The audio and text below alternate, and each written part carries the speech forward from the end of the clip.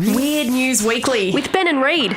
It is that time once again. Time for another episode of Weird News Weekly, the first episode of Weird News Weekly for the new year. Happy New Year, everyone. My name is Ben Rogers. This guy's name is Reid Marnie. How's it going, Reid?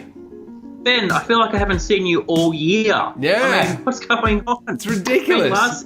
It's been last year since I've seen you, which was only a couple of days. But anyway, it's good to see you. Happy New Year to everyone watching us and listening to us. So, yeah, looking forward to the year ahead for Weird News Weekly. I've got to say, I am feeling so ridiculously low on energy as far as coming into this podcast is concerned. It's got nothing to do with my will to do the podcast or anything like that. It's just been one of those days, and I'm just kind of like, ugh, really?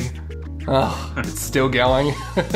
So I'm just going to get through this as calmly and smoothly as I possibly can, and we're going to go through our usual weird news stories. But of course, if you want to follow along with the show, you can do so just by searching for us on Twitter, Weird News Weekly on Twitter. You'll find all our social media stuff right there, because that's our only platform that we're on. We changed that up quite a few times throughout 2016, and now we're just sticking with the one on Twitter, and that's pretty much it. If you want to listen to and watch the show, you can do so on iTunes, Stitcher, and Soundcloud. Rate, review, and subscribe in those places right there. Also, subscribe on YouTube and check out the video version of the show. But I guess, Reid, we have to talk about what we're actually talking about in this episode. What do you got coming up? Well, a guy over in Honolulu has a cafe, and he's got a sign that is sort of angering not only the locals of Honolulu, but pretty much everyone who has access to the internet. Oh, wow. Because this thing has gone viral. So we'll find out what type of person he doesn't want. And we're not talking about a race. We're not talking about a certain type of person. Well, it's a certain type of person who votes. Let me put it that way. Okay. And also, I thought, look, it's our first show for 2017. You know me, one of my favourite topics to talk about is Tinder. I adore talking about Tinder because of how ridiculous the app is and the kinds of people who are on Tinder. Well, Tinder have recently released some interesting statistics, and also there's been this weird sort of survey of people who are claiming to be the most popular people on Tinder. They've done an interview with like a magazine, and I don't know if it's something you want to claim to be, but people are claiming to be the most popular people on Tinder, and they've got the tips on how you can get the most swipes on your Tinder account.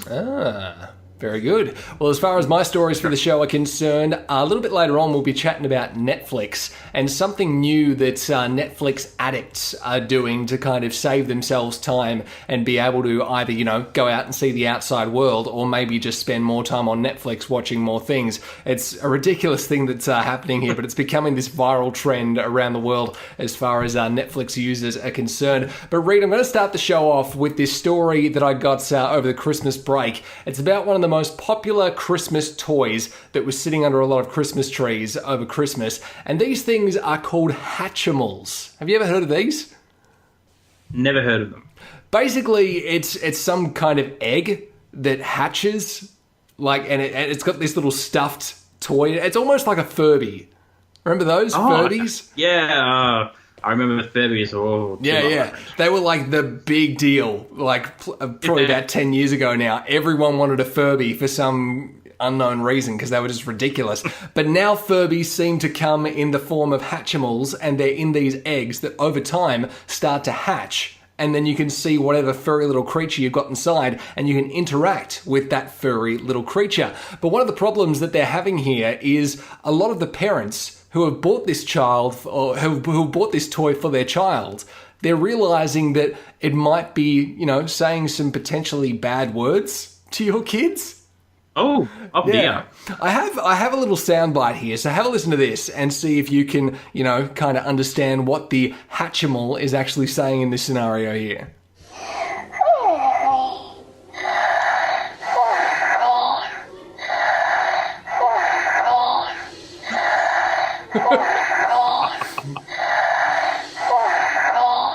Let's just say if that sound was playing in my house and my girlfriend walked in all of a sudden, she'd be kind of questioning what I was watching. It seems like people think the Hatchimals are either saying F off or F me. So it's not really all that good, and they're panting a lot. I'll play that again. It sounds like they're panting a lot. What they? Yeah. It sounds like they're really out of breath. They've been having a really good time. Oh, they're really into it, aren't they? So this is the problem facing a lot of parents at the moment, and a lot of people have been putting these videos up on YouTube and social media and all that kind of stuff, and the people who make Hatchimals have actually had to put out a statement via Twitter, and they've actually said, look, the Hatchimals aren't saying anything bad to you or your child, it's just the noise that they make, and unfortunately in some of these cases it resembles some of these words. We didn't mean it to happen like this, but that's just what's happened, unfortunately. We apologise. Yeah, we apologise for them making them sound like they're having sex. I mean, really? These are for... What's the recommended age group for these things, do you reckon? 4 to 5-year-old kids or younger or older? Because they sound like they're just... I mean, even the names sound like they're just for young kids. So they wouldn't have anything to do with this sort of stuff, would they? I'd say it's for a kid anywhere from, like 4 through to 12, depending on, your level of childhoodness. That's not a word at all, but that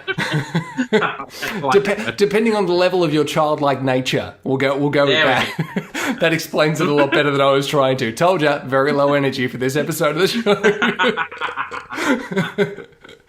But they said, we are committed to doing everything possible to resolve any consumer issues. We sincerely apologise and thank everyone who is experiencing an issue for their patience. Now, I don't know what you're going to do to actually, rectify this issue unless you're going to do a big, massive recall on all these Hatchimals and just go, hey, guys, we'll reprogram their little voice card thing and it'll make them say, I love you instead. Is that better for you? Yeah, at our expense, not yours. Yeah, I don't think that's going to happen to the company that makes these Hatchimal things. So, yeah. But so I reckon this isn't the first time this has sort of happened, though, has it? Because there was a toy, I think it was last year, maybe the year before. I remember when Elmo came out, a lot of people were claiming it sounded like it was saying something a bit naughty. And I think at the time Sesame Street or whoever made it said, no, he's just saying something. It sounds like it, but it's actually not that. So don't panic, don't worry. So it's been a few times where this has happened. Well, there was another one that we've actually talked about on this show as well. I think it was a toy phone or something like that. So when you press the numbers on the phone itself, it said in Spanish what the numbers were. And when it said sunk, it sounded like it said the F word. And it didn't even sound like sunk at all. It said, prominent F word. And they're just like, no, it's saying sunk. And it's like, no, it's not. It's clearly saying F-U-C-K. Guys, open your ears. What are you talking about? No, but I mean, I've never heard of this toy. Do we know what it's sort of based on? Is it like based on a character from like a film or a TV show, or is it just some random thing created for the enjoyment of children, allegedly? I don't know. Let me do a bit of a search here. I'll just type in Hatchimals and see what it actually says that they are. Going to the website right now. It's an egg that hatches over time. There's no real... Whoa. Okay, it's playing something to me. Top 5 things to know about hatching your Hatchimal. Okay. I don't know. Top 5 things to know about hatching your Hatchimal. 1, it might swear at you once it's hatched. But it's basically, like we said, it's a Furby that hatches out of an egg, and then you can interact. When you pat it on the head, it goes, oh, and interacts with the sensors that it's feeling when you actually touch it. So it's one of those weird kind of toys that they're just like, hey, yeah, interaction. It's going to make kids, go crazy over it and stuff. It's like, just get him a bear, like a stuffed bear. That was fine when I was like 5 years old. Why isn't it fine for anyone else these days? You have to have an app that goes with it, and you have to interact with it via the app and all that kind of crap. Just make it simple, guys. They'll probably be looking for a screen on it or pressing a button and think, Mummy, this doesn't work. Where's the screen? Here's the screen or buttons. It doesn't work, Mummy. Can you imagine just a kid these days, though, with a standard stuffed bear, and they're just like pressing in on the shiny bits on the eyes and the nose, and they're just like, it doesn't do anything. When I'm squeezing it, it doesn't even say I love you or anything like. It's just a bear. What a flippin' rip-off this is, Mum and Dad. Seriously, get your Christmas presents going a bit better than this. Come on now. Tell Santa to lift his game, because seriously, he needs to do better. If you want to find out more about this, though, you can head to our Twitter account right now, at Weird News Weekly on Twitter. You'll find all the details about this one right there. Have a listen to the sound bites there again as well, and see if you think that these Hatchimals might be swearing at the people who have actually purchased them. But, Reid, we move on to our next story. What do you got for us, mate? Well, this comes from the place of Honolulu over there in Hawaii. Mm-hmm. Side note, my parents have been there, so it's a fantastic place to go to. So maybe that is the case, but maybe not so if you're going to a cafe over there by the name of Cafe 8.5. I'm not sure what the 8.5 represents. It might just be a random thing, or maybe it's what the owner believes his store is worth in terms of 5 or 10 stars. Yeah. But the reason I wanted to talk about this one is because a few months ago we had the American election. It divided so many people. Here in Australia, it did. There was that massive thing on the television show, The Project. Mm-hmm. Steve Price kept on saying Trump's going to win. And everyone said, no, he's not. And, of course, he was proven right. Yep. Well, this one is probably a bit more divisive because a guy over there has a cafe called 8.5, and he's put a sign and he's claiming it's his new policy. Now, fair enough, all signs, or stores have got policies, that sort of stuff, that's fine. But this is what reads on the sign. If you voted for Trump, you cannot eat here. No Nazis. No Nazis? So, no Nazis. Wow. So it's a bit of a dark turn towards the end of that little note. The whole no Trump thing is a bit, fair enough, but then he just put on no Nazis. So the weirdest thing was it looks like he's put it on a Post-it note. Now, we know how small those things are. It's a little bit bigger than a Post-it note. I'm going to put this on our Twitter account for people to have a look at. But the fact is you can't sort of put this sort of thing up there because legally you cannot do that sort of thing. I've worked at a cafe before, and you've got to accept all people. You don't just have one type of person or a type of voters, I guess. Anyone is welcome. But this guy, he doesn't want anyone who voted for Donald Trump. It seems kind of weird to me that he's gone down the avenue of saying no Nazis because there's no, kind of relationship with Donald Trump and Germany at all. And, the definition of Nazi, as it says here on my page right now, is a member of the National Socialist German Workers' Party or concerning the Nazi or Nazism. That's basically it. So I would understand more if it said, if you voted for Trump, you're not welcome here, no Russians. Yeah. I'd understand that. But saying no Nazis is just kind of a weird avenue to go down. Like, the Germans are probably just coming over to Honolulu and they're just like, I didn't do anything. What are you talking about? Get away from me. I didn't say anything. Go away from me. Oh, sorry, I'm German. Well, this is what I found quite amusing. A woman by the name of Susan Roberts was interviewed by Fox News over there in America. And she said she is not only she's a Donald Trump voter, and she's also a Honolulu resident. Okay. And you'd think she would be the only person over there who would actually go to this cafe. She said, quote, "It's childish and very unprofessional. The restaurant owner doesn't have to worry. I will not be stepping foot in that establishment."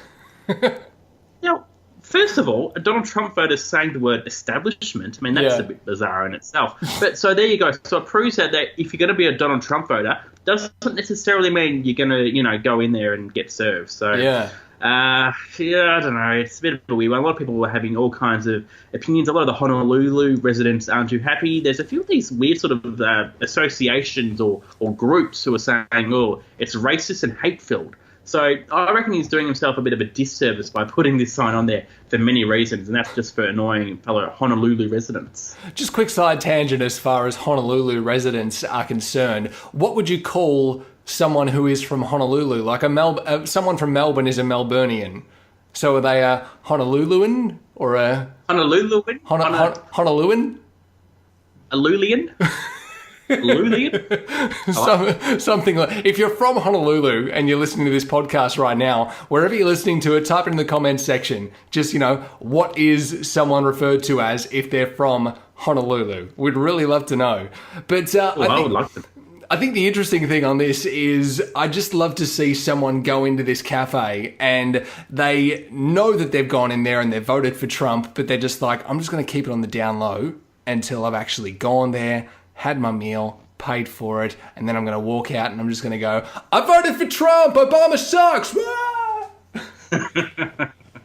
Because it's just because we do have I think they call it the inauguration in about a month's time. So we have about a month until we have him officially as president. So maybe we'll see some reaction when this all happens. But his wife, the cafe's wife, guy's wife, she was asked for comment about it. She eventually told Fox News, and she said, quote, "My husband Robert just wants to express how much he doesn't like Trump. If people take it personally or it hurts them, we cannot help. That's why we say they have a choice if they want to come or not come. We don't force them.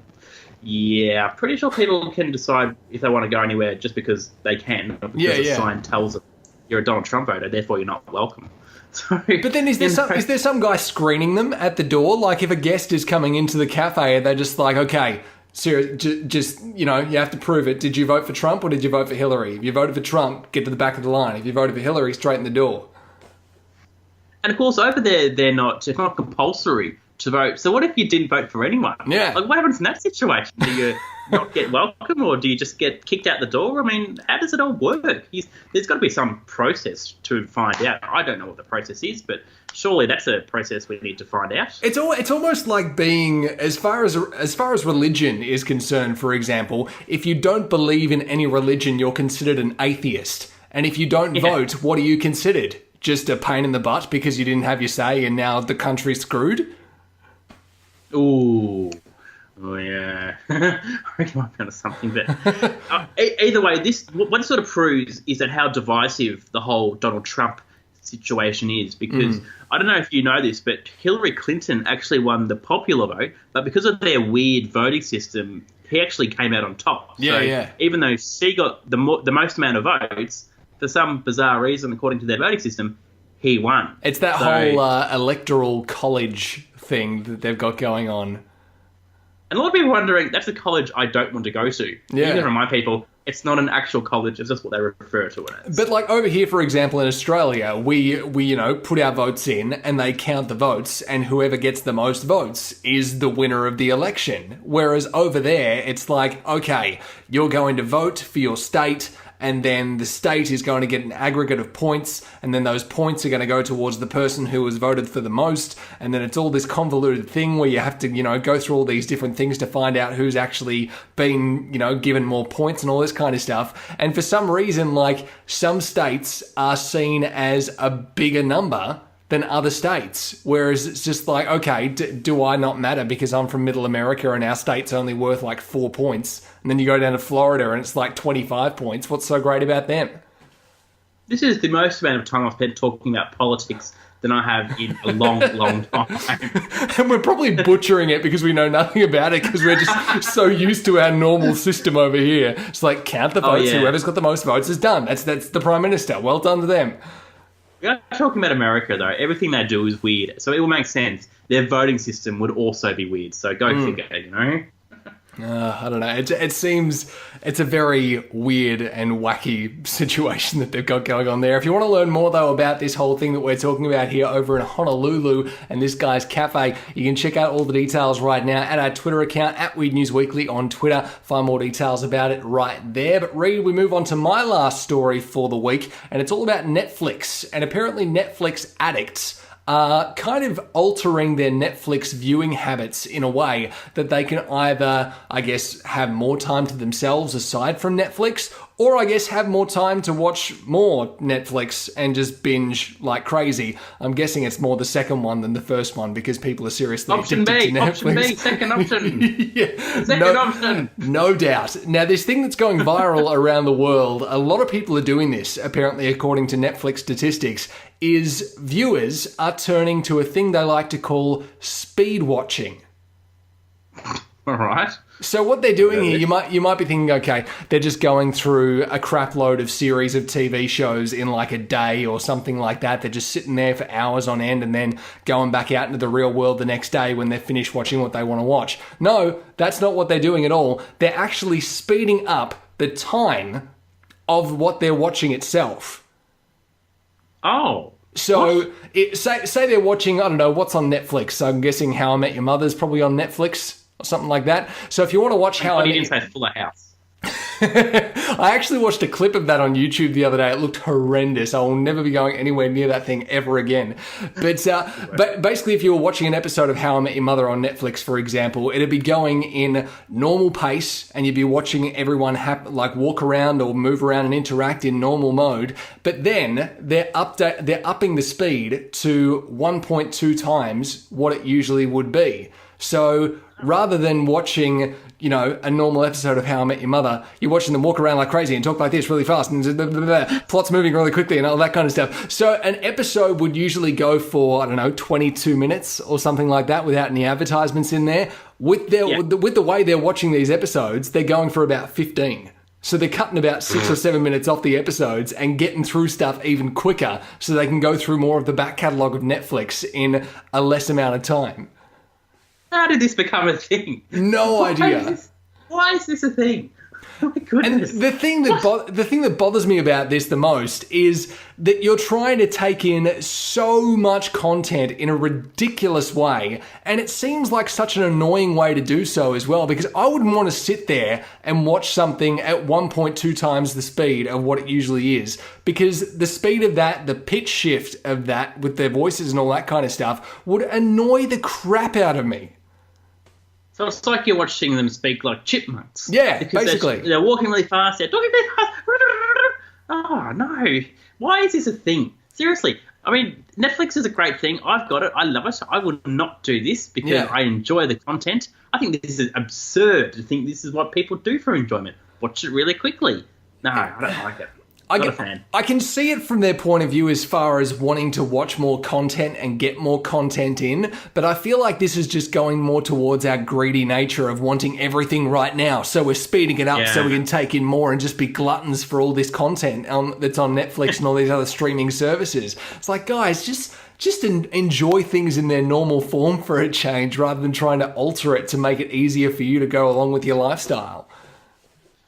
Because for those who don't know something about Netflix, they usually release new content. So they release the new season of Gilmore Girls, the much anticipated Gilmore Girls, and they release an entire season in one day. Yeah. Now, obviously, you don't have to watch it in one day, but they release 12, 13 episodes in one day.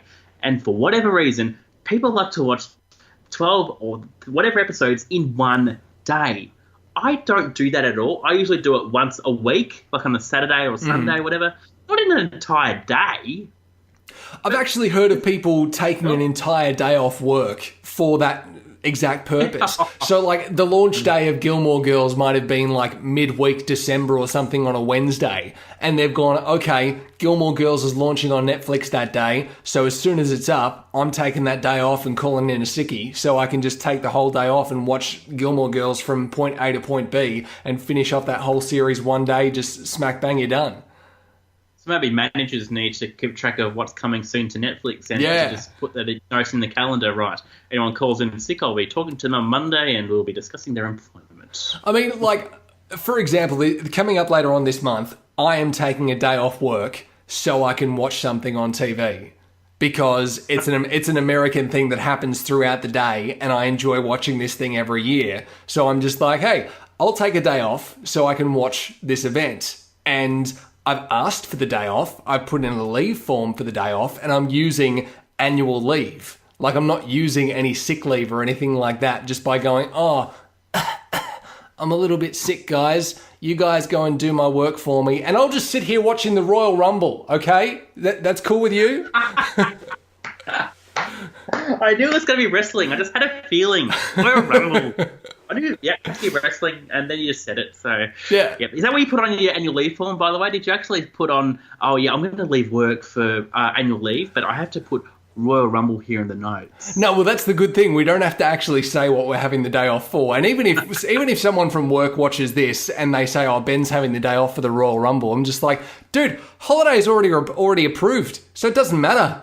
It shouldn't matter to you what I'm taking my annual leave for. I'm taking a day off and I'll put it in for annual leave. I'm actually using it. That's a good thing.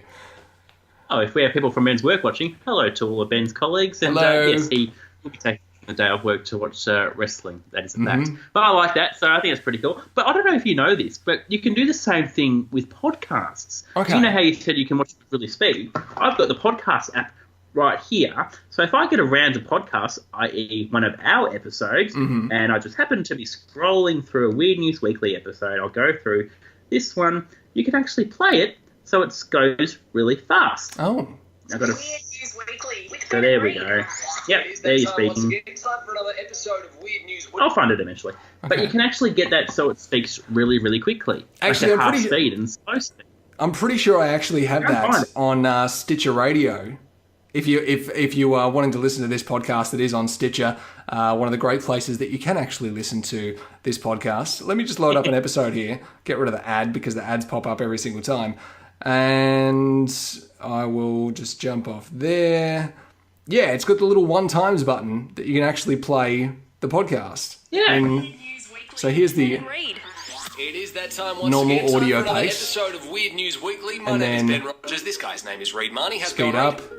I'm going pretty well. Good to be speaking with you. There we go. Been over the past 7 days. Yeah, pretty good. And we're recording this on a Saturday afternoon this week instead of a Thursday night, like we usually do, because Reid was just a bit too busy playing Super Mario Run on Thursday night, so he just ditched us. Who would want to listen to the podcast like that just to get through it quicker? Just so they can listen to more Weird News Weekly or other podcasts. Yeah, so that's yeah. the same thing they're trying to do with Netflix, which I just think is just really weird. So I can understand why they would do it from a Netflix point of view, maybe put more content on, make some more money from it somehow, I don't know. But yeah, it's a weird trend if that's the case. Can I just Very say, bizarre. before we sign off on this one, I don't encourage anyone to watch Netflix at 1.2 times the speed, or even listen to our podcast in a faster mode. Just listen to it in the normal speed, get the information, enjoy it for what it is, and that's pretty much it. But if you want to see more info on this story right there, you can do so at our Twitter account, at Weird News Weekly on Twitter. You will find all the details you need right there. But Reid, our last story for this week is all about one of your favourite topics on this show. We are talking Tinder once again. Tinder. It's been too long, Tinder. Well, I'm doing a story on this because this is not about Tinder. It's actually from Tinder. Mm-hmm. They've done a sort of a joint celebrity interview with Cosmopolitan over in the UK. Now, for those who don't know, it's usually referred to as Cosmo. I don't know if they make the magazine anymore. I mean, most magazines are going out of business anyway, so I presume they're all going into the online section. Over in the UK, they've done an interview with Cosmopolitan, presumably the website. And what they've done is Tinder have been interviewed, so people from Tinder, and also people who are the most popular people on Tinder. So these are the people who are getting the most amount of swipes to go on a date with. Okay. But as well as that, they've also released some interesting statistics. Did you know there is an estimated 50 million active users across the globe who use Tinder? Wow. So 50 million people are out there right now on Tinder, probably searching for their late night hookups. So that's quite interesting. But also every day, 26 million matches are made. So that's just over half the people on Tinder are actually getting a match on Tinder. That's quite a lot. So we're not talking a little bit. Over half, so 26 million matches are made every day, leading to 1.5 million dates every week. Wow. I tell you what, if I had a restaurant, I'd just be opening it up and welcoming all the Tinder people, because apparently that's what's happening. Actually, that would be a good business venture to go down. Open up a chain of restaurants called like Swipe Right or something like that. And it's a place where all the Tinder dates can go to. Because you'll never go out of business. Exactly. This is it's been going for a few years now. Tinder is just getting more and more popular. There's movies about it. There's documentaries about it. We're talking about it. Everyone's addicted to Tinder. I am, but not for the reason that most people are. I like talking about it. I'm not on it. I've never been on it. And the people who are on it, I like to make fun of. But also what they've done is they've also done an interview with the 13 most popular people on Tinder. What they've done is they've interviewed all these people, and they also give you some information about the best way. They give you tips and how you can succeed on Tinder. I don't know how you would succeed on Tinder. I mean, I don't think there is a way you can succeed. What's the definition of success on Tinder? What are they actually trying to say that it is? That's what I would like to know. We've got some tips here on what you can do. That says wearing glasses can reduce the chances of a match by 12% because seeing the iris can give us clues as to whether you can be trusted. So, yeah. So in other words, if you're wearing glasses, you look shady. Yeah, I'm a shady character. I've been wearing my glasses since high school. That's your problem, Reid. That's your problem. No wonder I'm not succeeding at this whole dating thing, mainly because I'm not dating at all. They also say that 14% of users are more likely to get a right swipe if they smile showing their teeth. Right. So apparently smile not showing your teeth is doing you really a lot of harm. Yeah. Yeah. Yeah, I can go with it. Because everyone's just like, oh, what are they trying to hide? Do they have really crooked, yellow, disgusting teeth or something like that? So I can understand, the point on that one. Of course so, but I like this one. Now, this shows you how much money Tinder has. They have an in-house sociologist. Oh, wow. But get this, it's actually, the person who's got it has a doctorate. Dr. Jessica Carbino. Uh-huh. So, they obviously got some money to do for doctors just to do random surveys. She said here, quote, individuals that do well on Tinder are not necessarily the most attractive people in the room. They're the ones who are creating a profile that presents an authentic self and then go about matching with people who they believe will be compatible. Yeah, I don't know about that. I mean, this is an app mainly used for looks. Yeah. So, just putting that out there, it's not about personality. It's got a lot to do with looks. I mean, if you don't have a good front profile picture, apparently, you get swiped left. So, who are these people who are the most popular people on Tinder over in the UK? Okay. Now, I'm going to put a photos of all these Tinder users on our Twitter account because I'm not going to do this a lot of justice, but there's a few of them. The first one goes by the name of Cressida Barrett. Cressida Barrett. Cressida Barrett, 23-year-old. She's a fashion marketeer. Okay. Very glamorous photo, and she time on Tinder 1 year 6 months, 6 matches a day. She's had 4 first dates, which I don't think is that good. Embarrassing admission on a Tinder account. She says she was once wooed by a partner purely through sharing facts about sheep. What? So apparently sheep. I don't know. There's nothing in her Tinder profile that says anything about sheep. She then are her family originally from New Zealand, or? I reckon there's a backstory there that we need to find out more about. She said in the interview she thinks quite hard about the photos she puts up. They say you judge someone within the first 7 seconds of seeing them, which I think is a bit harsh. I mean, 7 seconds. I mean, give 1 or 2 seconds nowadays. Yeah. We move on to Jade, who is been on Tinder 2 years, 5 matches a day, 13 first dates. So I reckon they've become a bit of an expert as to these first dates situation. They know what to do. I reckon they've seen enough films. I mean, what's the average first date thing? Going to a film or 10-pin bowling. Yeah. I reckon they do all that. She said in an interview, she said she likes to see a bit about their life, a friendship group or a hobby. I find that most people I swipe, I match with. Yeah, I don't know. Look, she gets by on her looks, I'll say that much. Mm-hmm. We move on to Holly, who's been on Tinder 8 months. She said in the interview, I think it's my hair that makes me stand out. Probably not the best thing about you if that's what's making you stand out is your hair. You might have a good personality. No, I've got good hair, she says.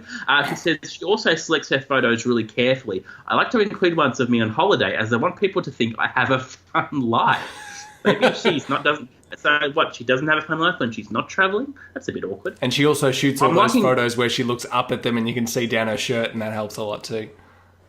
And she has, and the arm, it makes her arm look really, really long when it's not in fact long. The ducky face and stuff. Don't get me started on ducky face. Hopefully the guys aren't doing that. Ryan, we move on to our first guy. Mm-hmm. He's been on Tinder 3 years, 7 months. He's had 18 first dates. Wow. Apparently, this is his embarrassing admission about Tinder. He said one of his matches had a 50 Shades of Grey fetish. Oh. Ryan's surname is Grey, which was close enough for the woman swiping. And she said she pulled out a box of toys in the hope of acting out some scenes. Wow. Where were they though? Like, you can't just go to a restaurant and be like, hey, we're on a first date. Your last name's Grey. Toys, anyone? You have to build up to that. So imagine just being there on the first date, having a coffee, and all of a sudden she pulls out all these toys. Horrified onlookers are out looking, and they're probably on their first Tinder dates as well, so maybe they'll understand what it's all about. I won't go through them all. I'll just go through this last one, though. Another guy, Stephen, who's a business consultant, whatever that means. He's been on Tinder 18 months, had 10 first dates. Embarrassing admission about Tinder. He says, a girl once fell asleep on his car on the way to their date, then stole his iPhone when he said he just wanted to go home. Awkward. Go on a date, have your phone stolen. Oh, and then if he got his phone stolen, then he wouldn't have been able to have more Tinder matches until he got it back. Yeah, I'm liking all these embarrassing admissions. I might go through another one. We can move on to Jay, who is, of course, our first model and personal trainer. All right. Now, you always have a few of the model/personal. Shirtless picture, I'm guessing. Or just showing off the gun show? I wish I wasn't just saying this, Ben, but he's shirtless and blue eyes. Right. And there's a bit of facial fuzz. So it's like I'm looking at a photo. It's like I'm looking at a photo of a guy who's been modelling. He's just put his modelling photos up on his Tinder account. His embarrassing admission about using Tinder, he was stood up at Winter Wonderland. He waited for 2 hours before deciding to ride the Ferris wheel all on his own. I hope that's not a euphemism. Our final one we move on to is another one. Yeah, I'll go for another one. Yeah, go for another one. This guy looks like the guy from last year's Bachelor, Sam Wood. He looks like his twin brother. He's only 27, so he's a year younger than me. Yeah. He's been on 10 first dates. His embarrassing admission, a date once slapped him after he said, "I've got you all figured out." He enjoyed it and continued seeing her for a couple of months. "I've got you all figured out" is apparently worthy enough of being slapped on the face. Right. I don't think a lot of these people have a lot of intellect, but anyway, we move on. Stefan, a model/TV presenter. Hey, look out. He says he's been on 5 first dates and he has about 20 matches a day. Wow. His embarrassing admission, he once went on a Tinder dinner date while on a boys' holiday in Marbella. Okay. I've not really seen the downside of that. That's all it says. So yeah. I should have probably looked at that a bit more. Anyway, I'm going to move on to Arthur. Final one. He says he was once swiped left on a girl because her headphones were tangled in her profile photo. Seriously? Tangled iPhone headphones, and that's worthy enough of being matched? There's no real formula for this whole dating thing, is there, on Tinder? They're just sort of swiping for the weirder the better, it seems. It's horrendous. It's just like, oh yeah, I swiped left on her because there was this little twinkle in her eye that I just didn't like. The light wasn't shining on her eye quite right. It just threw me off. I'm gonna go on to this guy because I just like his job title, entrepreneur. At 26 years of age. I was looking at him. I don't think he's an entrepreneur. I think he likes to pretend he is. Yeah. He's been on Tinder 2 years. He's had 8 first dates, and he has an average of 1 match a day. Embarrassing admission. He once took a date to a vegan sushi making class, followed by a tour on an open-top bus. He says, "I'm quite approachable and not posing in pictures. If someone seems standoffish, it prevents people from reaching out.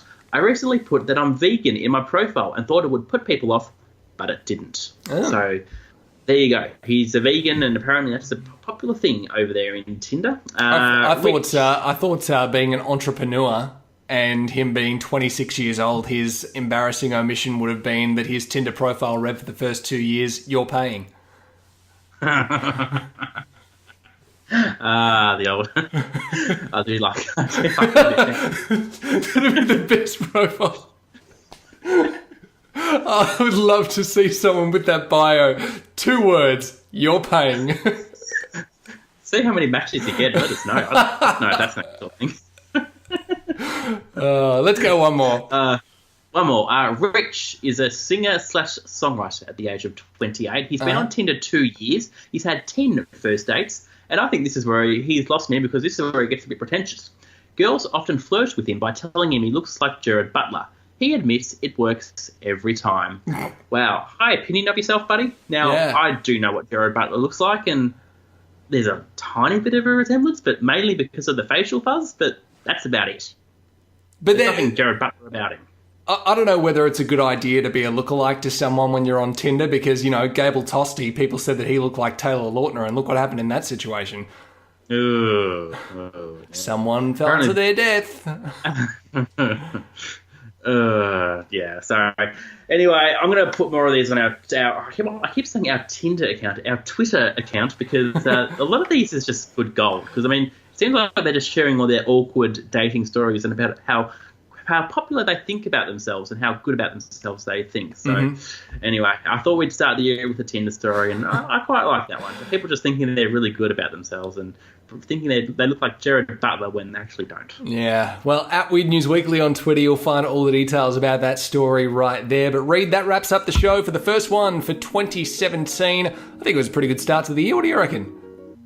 I think we were pretty good. And I'm not just talking ourselves up, but we actually did a bit of research. You actually had a soundbite in that podcast episode, so we actually did a bit of work on that one yourself. So well done. But no, first episode done and dusted. I think the whole low energy thing kind of might have helped a little bit, because I was going into this, kind of relaxed and just like, let's just get it done. Let's just do our first show for the year. All good. And now we're on the other end of it, and it's all gone pretty well. So I'm quite happy. Like a first date, it's always the most awkward. You just want to get it out of the way, over and done with it, move on to the next one. And we've done that. We've got it done.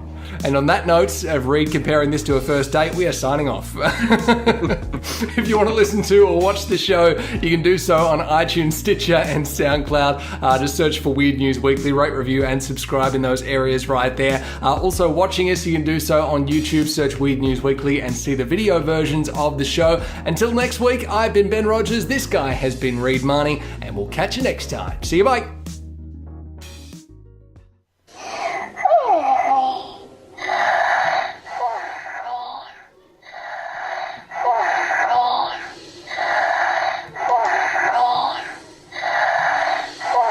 It's a very awkward soundbite, that one. Yeah, I hope you're not playing that too loudly.